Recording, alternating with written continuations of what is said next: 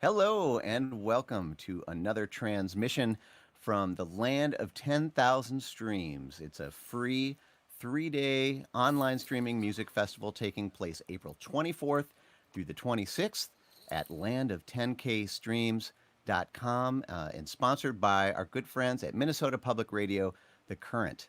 My name is Anthony Ehrig. I'm performing at the festival, and I'm also co host of a new online streaming program that celebrates the pre recorded music of a lot of artists called the Back Catalog Listening Party.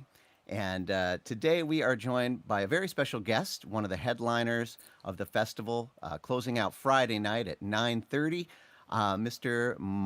John Mark Nelson. How are you, John? I'm doing well. How are you? I'm doing good. Good. How's life in the quarantine age? It's different. I feel lucky in so many ways to have food and shelter and resources for the most part, but life is certainly different indoors, and you know everything has this tone of kind of unease and a little bit of, I don't even know what the right word is. I guess, yeah, unease and a little bit of fear that we're all feeling, but trying to do our best to keep one another safe by kind of isolating and quarantining. And it just kind of, at this point, feels like it's kind of the new reality. Mm-hmm. It felt novel for a little while, but now maybe it just kind of feels more like what life will be for a while. So, Yeah, yeah. Well, and we're grateful we can connect this way and in ways like this festival. mhm. For those who aren't familiar with you and your music, could you just give a brief bio for us? Yeah, of course. I started playing music. I grew up just outside of the Twin Cities, and I started playing music in my early teens and started writing songs. I spent about 4 or 5 years kind of actively doing a singer-songwriter type thing in the Twin Cities and doing some touring in the Midwest and also beyond. I put out several records uh, during that time and got to be on the road doing some touring across the country and also over in Europe a bit. And then just last summer, I got the invitation to move out to Los Angeles um, to work for Dan Wilson in his recording Cool. studio out here. And I was really honored to get that opportunity and viewed it as a great chance to learn and grow and just kind of expand my musical knowledge and also just learn a lot and become hopefully a little bit better of a musician and a person.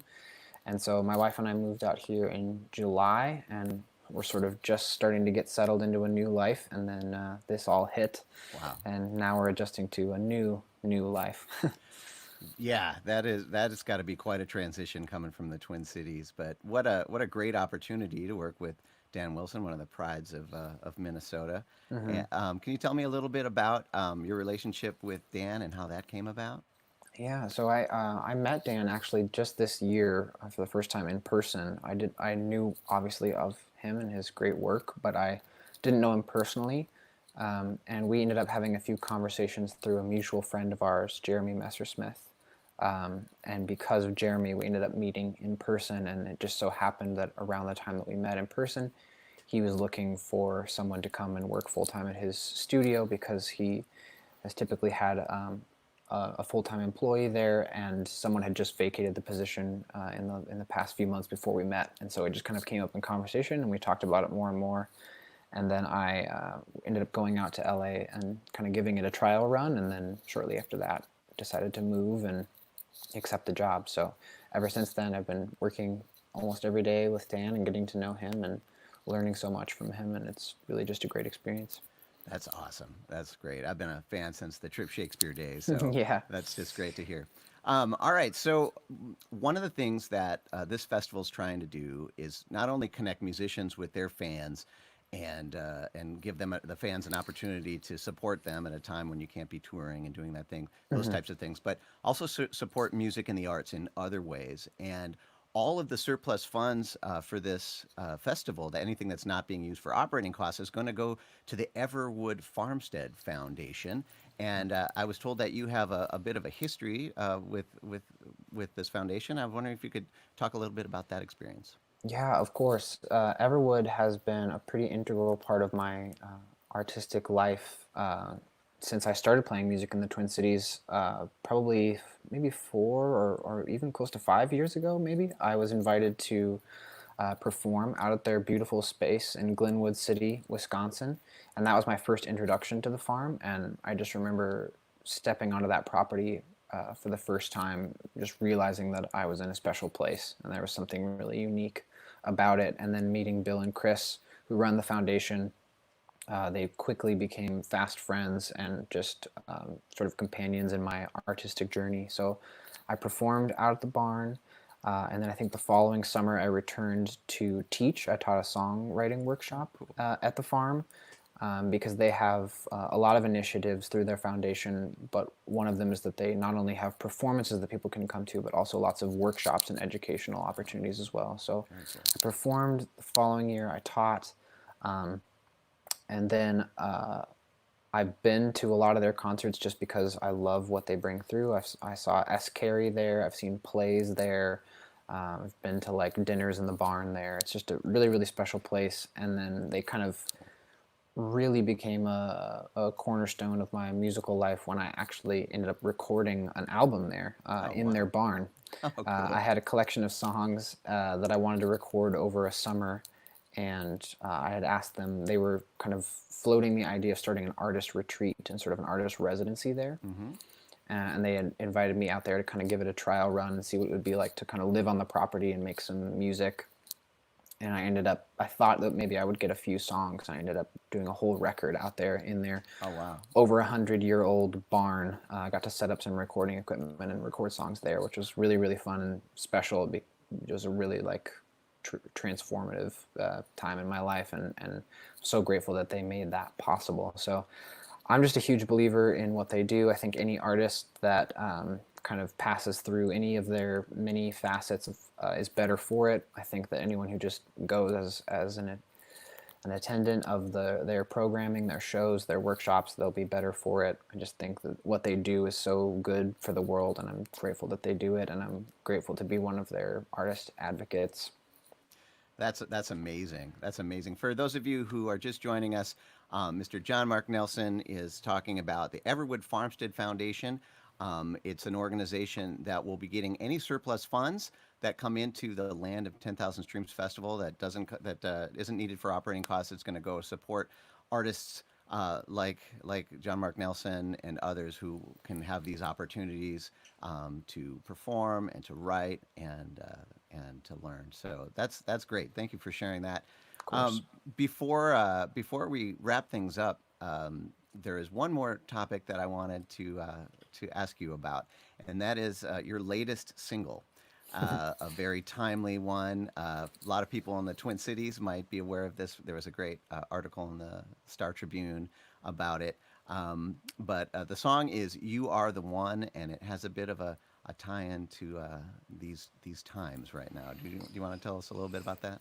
Yeah, so the story behind that song, I typically work most days at the studio with Dan, but as it became clear that businesses and places of employment were going to start shutting down here in LA, Dan and I kind of made the decision to sort of wrap up our day-to-day in-person commitments. And so we kind of, the last day that we were together, we sort of laid out this elaborate plan for kind of how we were going to stay busy and keep working remotely.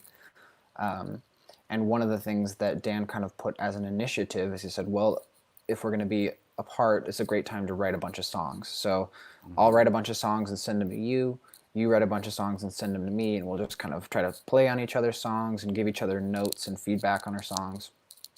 And so the first time that I sat down to try to write one of these kind of song ideas, it was the day that the governor of California shut down all business and we began the sort of shelter in place. And so it was sort of hard not to write a song about these sort of apocalyptic times. I don't take that apocalypse word too lightly, but it's strange when suddenly everything's closed, all the streets are empty, the beaches are closed, the parks are closed. So naturally, I just kind of started writing about that experience, and I kind of wrote this apocalyptic love song, basically saying, if this is the end, I want to share the end with you. And that was kind of the general premise. And I sent it to Dan, and he gave me some notes, and he ended up becoming a co-writer on the track because he wrote a couple great lines on it and gave me some great feedback. And so I was kind of wrapping up the recording portion, and then I realized in this weird time where we're all stuck at home, how fun would it be if we could all kind of participate in a song together, because we're in this unique age where we're all quarantined, but we have so much technology available to us. We can play video games together and board games together, and we can FaceTime and we can Zoom and all this stuff. And so I thought maybe what people might want in this era that we're living in is not just a song to listen to, but a song to participate in, something to pass the time or to be involved in. And so I put out this very spur of the moment Instagram post saying, hey, if you want to be on a song of mine, just sing these two lines, "You are the one, you are the one." And I gave them the melody and like email it to me if you want to be involved. And I thought maybe I'd get like 10 or 20 people, and I ended up getting 165. Oh, wow. So I spent all day for the next like 3 days extracting everyone's little voice memo recording, putting it into the recording session that I'd already built for the song, and then kind of like placing them all in there. Wow. And then I I finished the song and mixed it and sent it off to digital distribution. And then kind of the final sort of cherry on top was my wife, Sarah, is a very talented visual artist.